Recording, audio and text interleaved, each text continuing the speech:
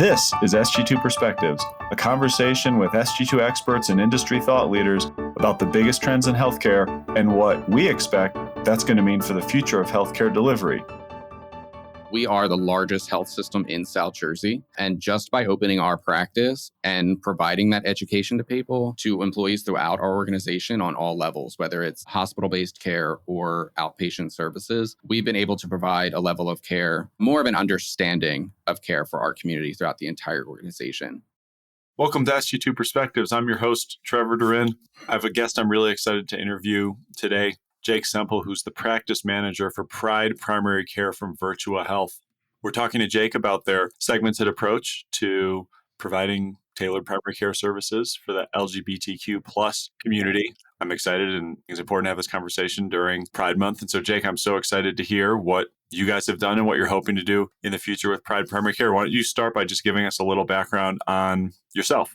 Thanks, Trevor. We're really excited to talk about this. My background in healthcare actually doesn't start in healthcare. I started my career out as a teacher in New Jersey, decided that I needed to change. I actually found Virtua and fell in love with healthcare. I started as a front desk employee, checking in, checking out patients for their appointments, went up to being a surgical scheduler, and now practice manager running the Pride Primary Care.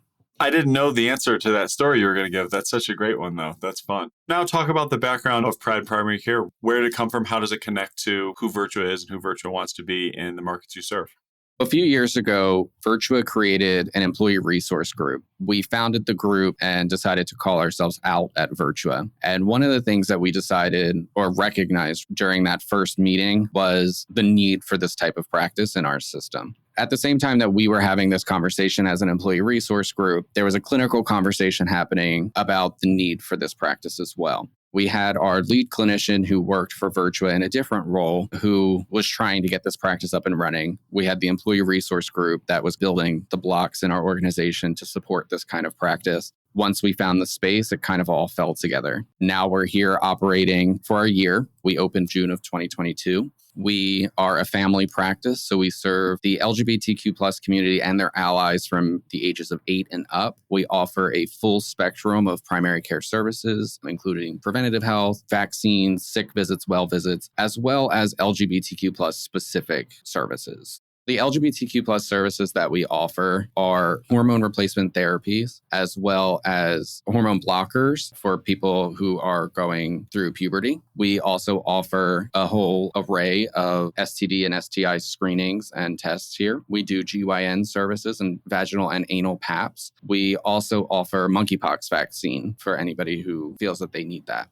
You mentioned allies. Are there tailored services for allies, or is that just part of being a family practice? How many people utilize that? Our patient population is fairly split. 60% of our patients are allies, where 40 fall within the community. And an ally is just somebody that supports our community and is somebody who is just looking for typical care. One thing that you'll find here is a very inclusive, welcoming environment for all. We just are trying to create an environment where people can come and feel welcomed and feel safe enough to let us know what kind of risky behaviors you're up to so we can better serve you.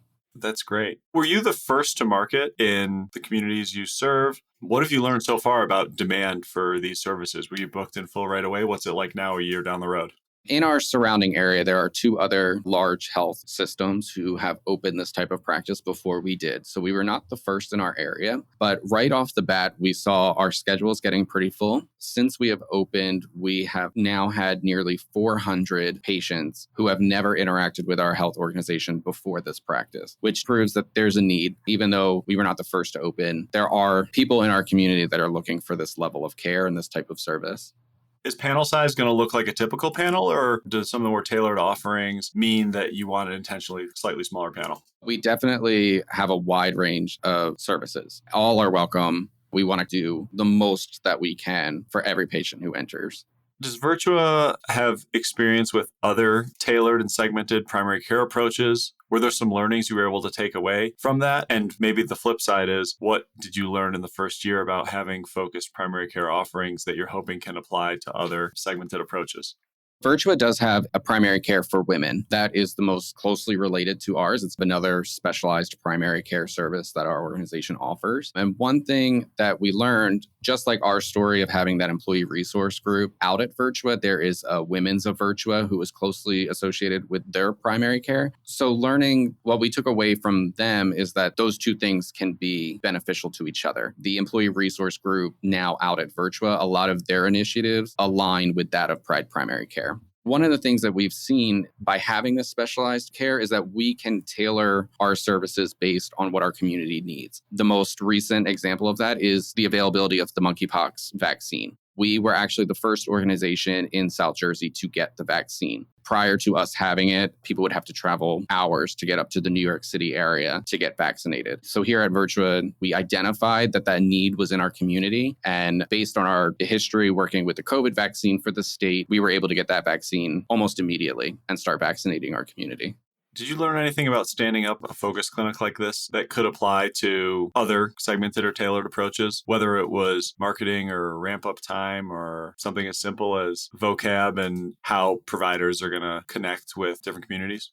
There was definitely two parts to this answer. One thing that we learned right away, you had mentioned marketing. This type of practice needs a lot more marketing than a standard primary care practice. A lot of primary care practices market themselves in a way. People are sick, they find a doctor. We need to let people know that not only are we here, but we're here for this specific community, and making sure that your marketing is targeted for that community rather than just an array of marketing to catch whoever needs care. The other thing about having this specialized practice that we learned is that a lot of education needs to go out within our organization. We had partnered with our employee resource group. We provided education to the organization about the importance of using pronouns, preferred names for all patients, not just those seeking care here. And also the education that we are here and that we can be used as a resource for patients who may already be established within our organization, but could be better served by a practice like ours. Right now, are you serving more than just Virtua employees? And it was kind of launched through your community resources, but you've expanded out beyond Virtua? Yes, it started as an idea that the employees realized we could use this service in our community. And since, yes, we have expanded exponentially within our community. That's great. Are you able to track downstream utilization? Are there different downstream patterns coming out of Pride Primary Care versus a more traditional primary care practice? Not that we have been able to track just yet. Yeah, that's fair. So beyond caring for patients in a really tailored way, has just having this Pride Primary Care, obviously focused on the LGBTQ plus community, opened other doors for community partnerships or allowed you to work in different ways with different providers across the community? One of the biggest changes that happened immediately in the community is that system-wide, we've made changes. We are the largest health system in South Jersey. And just by opening our practice and providing that education to people, to employees throughout our organization on all levels, whether it's hospital-based care or outpatient services, we've been able to provide a level of care, more of an understanding of care for our community throughout the entire organization. We've also been able to make community partners. June being Pride Month keeps us very busy. We sponsor multiple Pride events throughout our community to get our name out there, to gain that recognition and to recruit more patients to our practice. We've also been able to partner with a local drag organization. And we also were able to go out into our community and meet with local school systems to let counselors in the school system know that we are here. Since we are a family practice and we see 8 and up, a lot of school counselors identify the need for our services, sometimes before parents do. So letting school systems know that we are here and this level of service is available to their students. We were able to join some school health fairs, which was a great opportunity for us. Do you also have a virtual presence, and has that enabled you to expand your geographic reach? I'm asking because we interviewed a different clinic, different geography, very similar this time last year. And they said that was one of their biggest learnings was how far their virtual services were reaching because there was such a lack of tailored focused services, or you'd even say empathetic healthcare providers in rural markets. South Jersey is a little different, but how's virtual been a tool for you all? Virtual has been great. We are restricted to New Jersey. Our patients have to be in the state of New Jersey for us to be able to care for them virtually. But there are a lot of patients in Central Jersey and even further south and by the coast who would have to travel over an hour to get here. So our telehealth capabilities has made visits much easier for them. But we do see patients travel as well from Pennsylvania, Delaware, and surrounding areas to come to their visits here. What do you think the best future scenario is for Pride Primary Care? How much bigger are you thinking it's going to get? What's some of the near-term goals? And then what's your long-term future vision?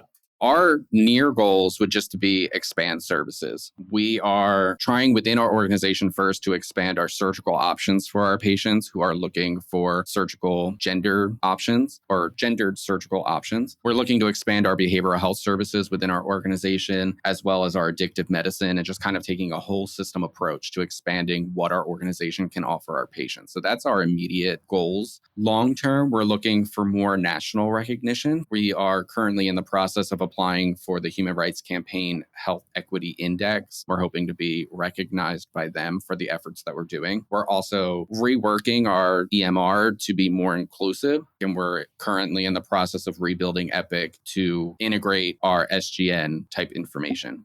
Say more about that. Currently, we are collecting preferred name, pronouns, gender, sexual orientation, language, ethnicity, and race. We are in the process of expanding that to include more clinical elements. More providers will be prompted on care recommendations based on the way patients answer. What we have noticed in our community is the prevalence of surgical and prostate cancers, especially in the trans community. A lot of trans people have a complex about their genitalia and don't often seek care and routine screenings. What we are doing here is creating in our EMR a pop-up where if a trans female is coming into the office for a well visit, it will say, you know what, this patient is also due for a prostate exam, just to kind of capture those deficiencies that we see within the care for this community.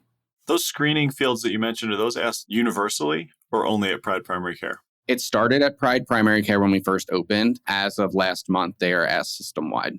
Oh, that's exciting. That's great. Tell me a good story from Pride Primary Care that let you know that this is really something different. It's really working great and that makes you excited that you're already delivering something great, but that you can really grow it too.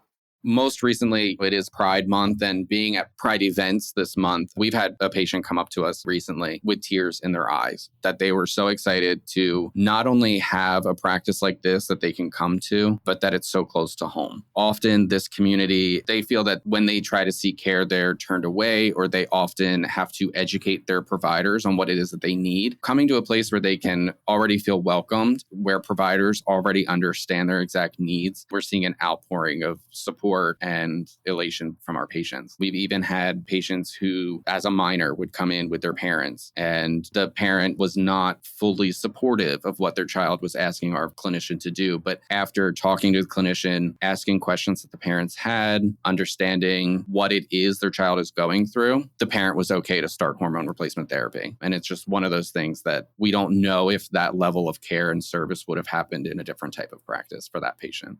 I can't think of anyone to be a better educator than a provider in that case. That is really exciting. Well, thanks so much for sharing your story. Thanks so much for sharing your perspective. Look forward to continue to pay attention to your success, and thanks for leading this great work. Yes, thank you so much for having us, and happy Pride Month. Thanks for listening. If you like this episode, please subscribe, rate, and review us, and or follow us on Twitter and LinkedIn at Sg2 Healthcare.